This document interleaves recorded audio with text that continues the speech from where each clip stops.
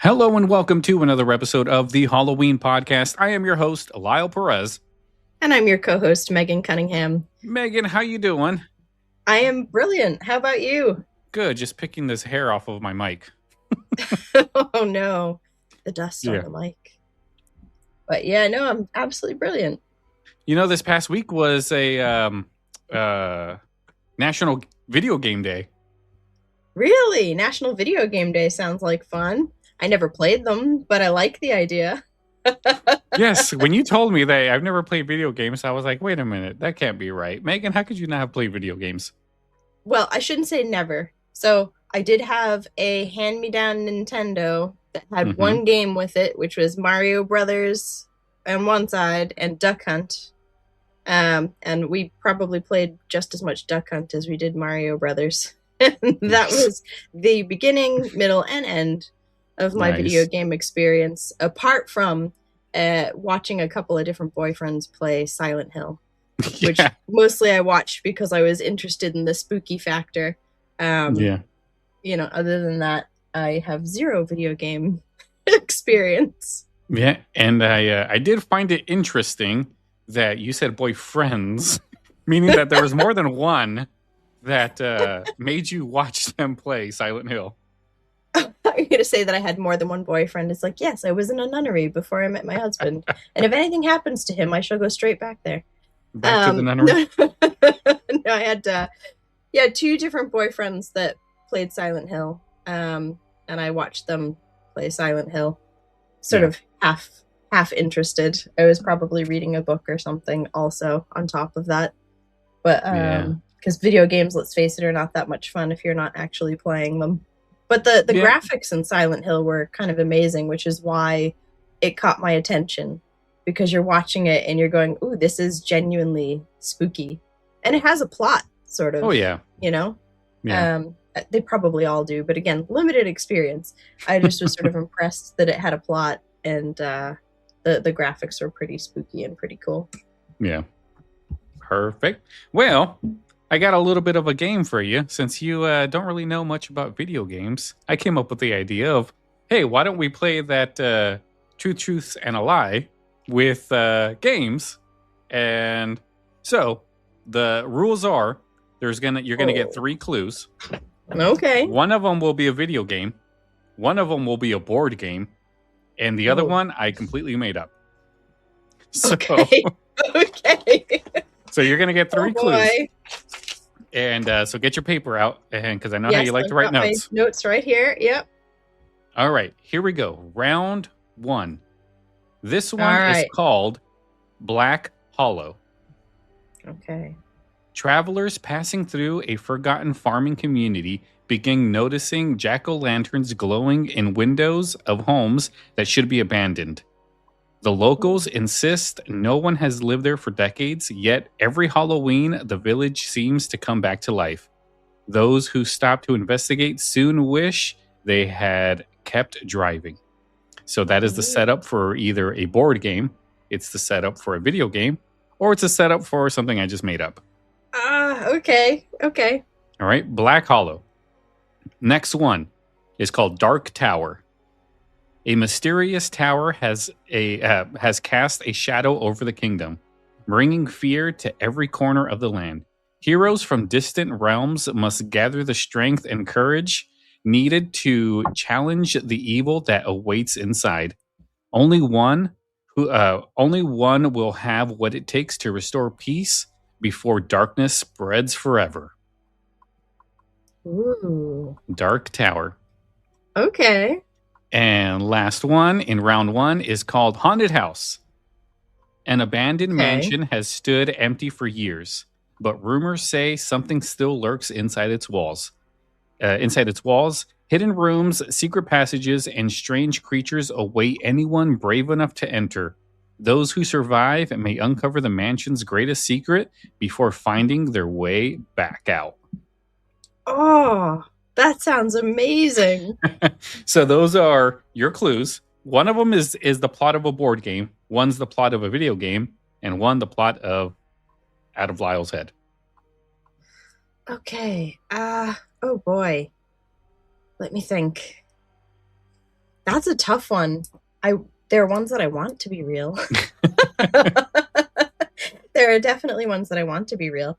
I am going to say that the Black Hollow is the one you made up. Okay. And the reason that I'm saying that is because as much as I wish there was more, I find there rarely is a specific Halloween element in horror. And the jack-o'-lanterns seems like something that you and I would be very enthusiastic about. Oh man, you know me too well. Games producers might not be. You know me well, because that is the one I made up. There you go. There you go. Yes. The Dark Tower one reminded me of the Stephen King books, and I thought to myself, they could conceivably have been made into a video game or a board game. Yeah. But yeah. All right. Well, now you get to the hard part, because both of these are real things, but one's a video game and one's a board game. So you got the Dark Tower, and then you got Haunted House. I'm going to go with the Haunted House as the board game. And the reason that I'm doing that is because I feel like I don't have a huge amount of experience of like video games in the house, but I did occasionally go to an arcade, and I feel like all the arcade games are about heroes from different realms turning up to do anything. Yeah. Okay. So I'm gonna err on the side of the Dark Tower is the video game and the Haunted House is the board game. All right. Well, Megan, you are incorrect. Haunted House is a video game. Okay. Haunted House, it was released by Atari in 1982 for the Atari 2600 and is widely regarded as one of the earliest horror video games. There you go. See? Yeah. And Dark Tower. Dark Tower was released by Milton Bradley in 1981 and was one of the most innovative board games of its era. At the center of the game sat a battery-powered electronic tower that tracked battles, treasures, and random events, something almost unheard of at the time. How did I miss that? Like, there was that also, should have been part of my childhood. There was also a sequel called Return to the Dark Tower. Oh my goodness. That should have been part of my childhood for sure. Yes. I definitely missed out in both respects. Yeah. All right. No, well, that was a terrible round. 3. Well, I did spot the lie. Yes. But that's always was not good. A great round for me. That's always good. All right. So round 2. Let me see. How can I mix these up? All right. Ghost Castle. That's your first clue. Ghost Castle. Legends tell a forgotten castle where priceless treasures lie hidden beneath centuries of dust and decay. Every hallway is filled with strange dangers and ghostly guardians, as said to protect anyone who dares search for the riches within. Many have entered the castle, but few have entered with stories to tell. So Ghost Castle. Okay. And next up, The Seventh Guest. A mysterious invitation brings 6 strangers to a secluded mansion where every room hides another unsettling secret. As the night unfolds, each guest discovers they share a connection to the home's sinister past. If the mansion isn't solved, if the mystery isn't solved before dawn, not everyone will leave alive. The Seventh Guest. Okay. Last one, Midnight Manor. An elegant estate has remained abandoned ever since its wealthy owners vanished without explanation decades ago. Every October, neighbors report seeing lights flickering in the windows and hearing music drifting from the empty ballroom. Those who cross the front gate soon discover the house has been waiting for new visitors. That just sounds awesome. Midnight Manor. Oh, I love it. All right. Again, Okay. to recap, Ghost Castle, The Seventh Guest, and Midnight Manor. Okay.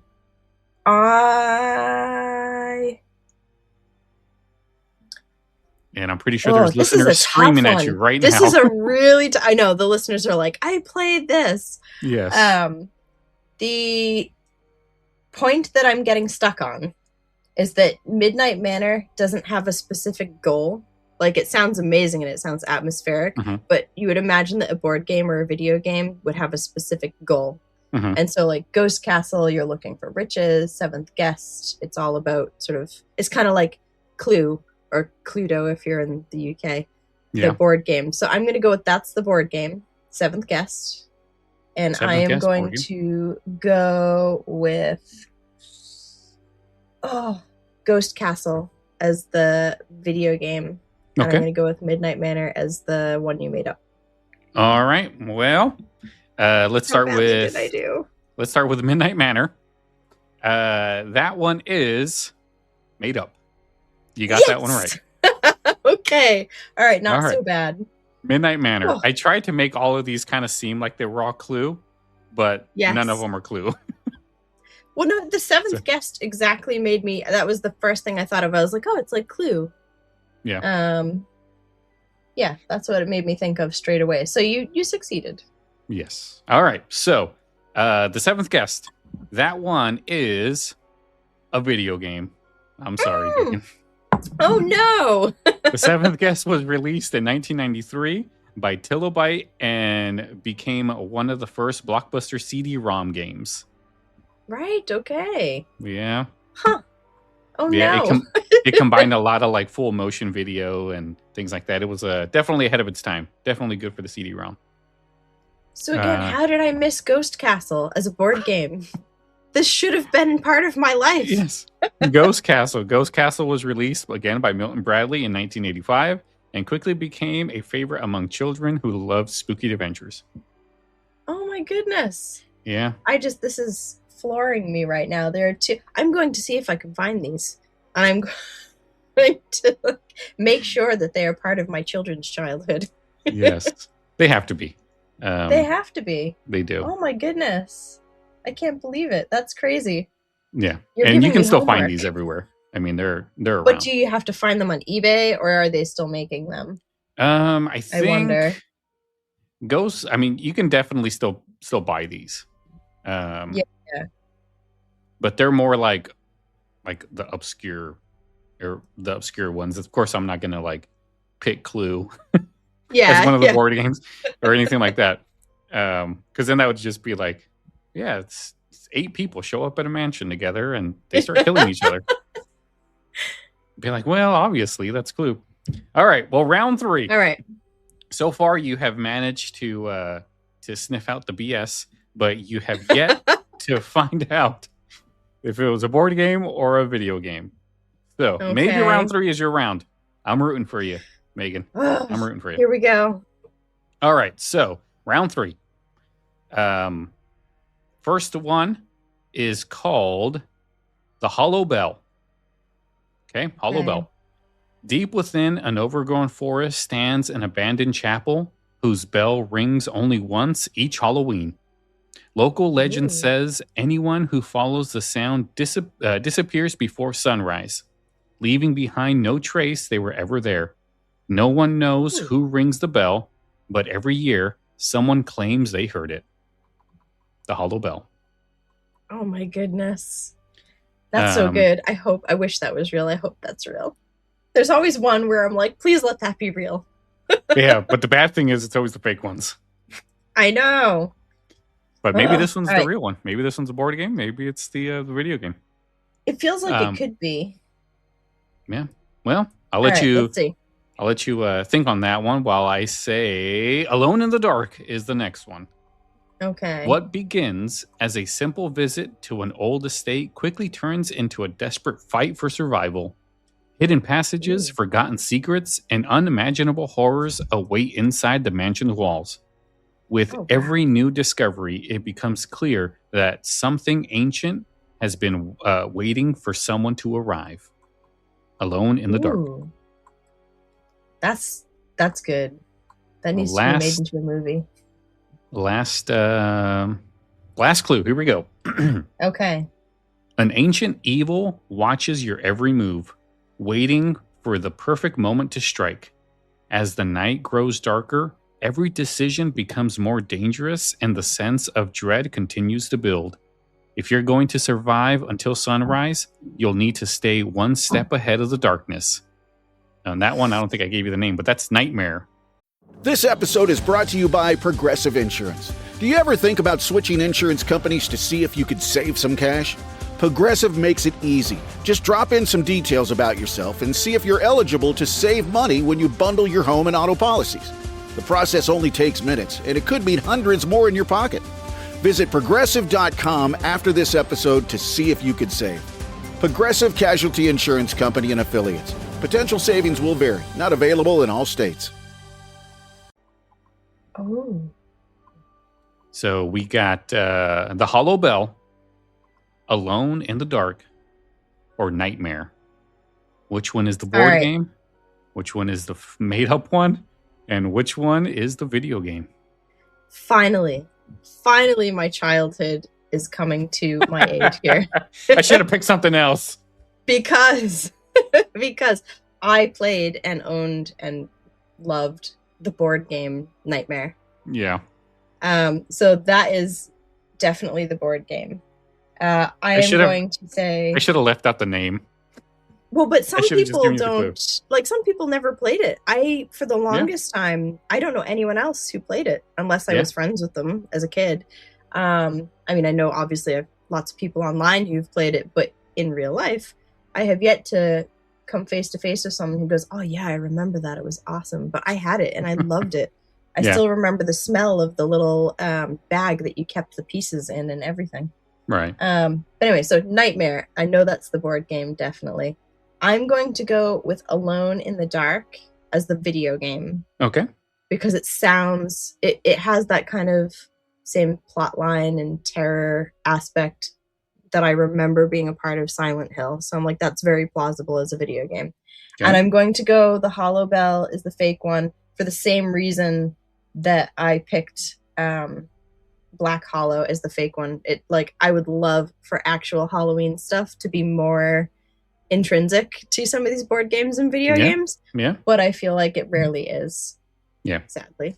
I should have thought of that while I was doing these, because you're correct on all three. My first complete round. Yes. You stumped me on round 3. Nightmare out of the bag in the end. Nightmare, of course, was first released in Australia in 1991 under the name Atmosphere, and I did an episode on Nightmare. Well, the 5 best horror board games. That episode, yes. I did Nightmare in there. It had a VHS tape, which is definitely ahead of its time.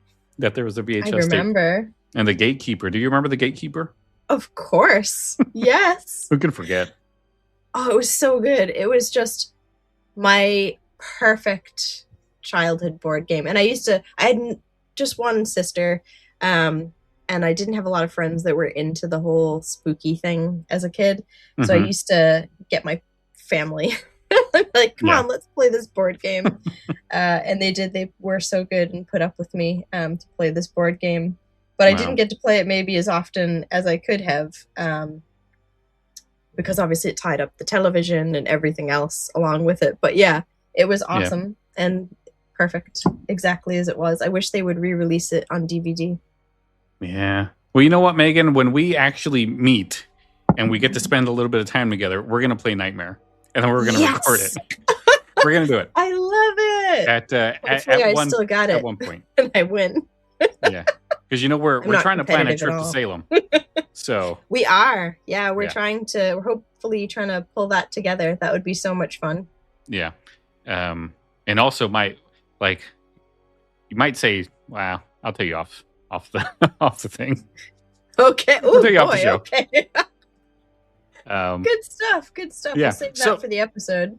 Yes, and Alone in the Dark, obviously, is the video game. Alone in the Dark was released in 1992 by Infogamers, Info Games, and is widely considered one of the most influential early horror video games. So, yeah, it was. It's right up there with like Resident Evil. Resident Evil, that's one I've heard of. I've never seen it played, but I've heard of it. Oh, you never seen haven't completely lived under a rock.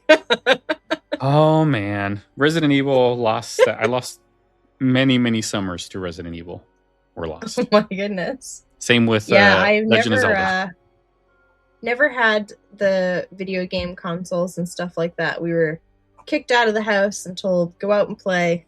Don't come back till the streetlights come on. But be close enough that if I scream out the front door, you can still hear me. Yeah. Well, happy video game day, guys. National Video Game Day. Which was a couple days ago. And I am going to bore you now with just a teeny little snippet of history. I'll keep it brief. Yes. So National Video Game Day is actually pretty contentious. So it has a disputed history.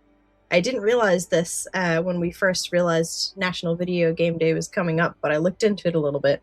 It has two distinct dates. So one is earlier in the week, July 8th, and the second one is September 12th. So the holiday first appeared on July 8th in 1991, but was officially shifted to September the 12th in 1997 via Chase's calendar of events. But however, today both dates are widely recognized to celebrate gaming. So yeah, I feel like why not both? I mean, we're Halloweening and we're summerweening and all these other things. Why not have 2 days to celebrate video games?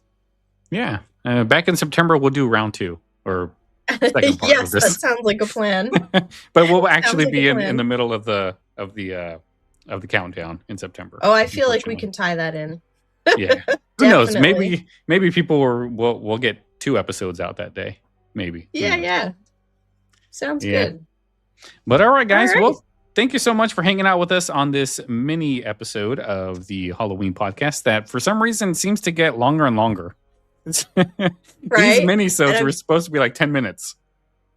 They never are, ever. No.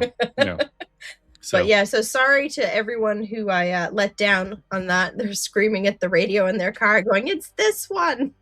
Yes. Let us know. I'm glad I was able to pull it out of the bag on round 3. Let us know on our socials if you were screaming at Meghan or if you were like, oh, Meghan, I was with you too, but Lyle got us. And let us know if you have any others that you loved that we did not mention. Yeah. In terms of please both let us video know. games and board games. Yeah. Well, if you have any questions, comments, or want to suggest anything for a future mini-sode, go ahead and send us an email, info@thehalloweenpodcast.com. I had to think about that, Meghan. I really had to think about it. We're getting there. One of these days, it'll just become automatic. Yes. And like us on our socials, facebook.com/thehalloweenpodcast, Instagram.com/thehalloweenpodcast. Check us out everywhere. Please leave us a 5-star review if you love the Halloween podcast. Or if you like mini episodes like this, where we kind of do like a little board game type, or not board game, but like a game show type thing with me and Meghan, send us a message and let us know what you think. And leave us some comments because we would love to do more of these if you guys are digging them. So, yeah, until then, we will see you guys next time. You guys have a good night. If anyone has any stories they want to tell us. Oh, that's right. Or please be sure to call our brand new haunt line. Yeah. It is 731-400-0472. Just keep it clean and family friendly because we will be playing it, possibly playing it on a future podcast episode. So if you've got a spooky story, Halloween memories, any memories in relation to Halloween nostalgia, we want to hear them. Yeah, so please call us up, let us know. And if you want to tell us about some paranormal event that happened to you and you want us to react to it, feel free. Send it on over. Let us know, and we'll. Absolutely. Who knows? We might make a whole episode out of it at one point. That would be fantastic.